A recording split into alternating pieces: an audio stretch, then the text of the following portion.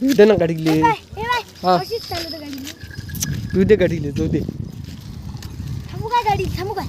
थांबू नको चल बसून दिला त्या गाडीवर. चल घरी चाल घरी आता चाल अशी आत.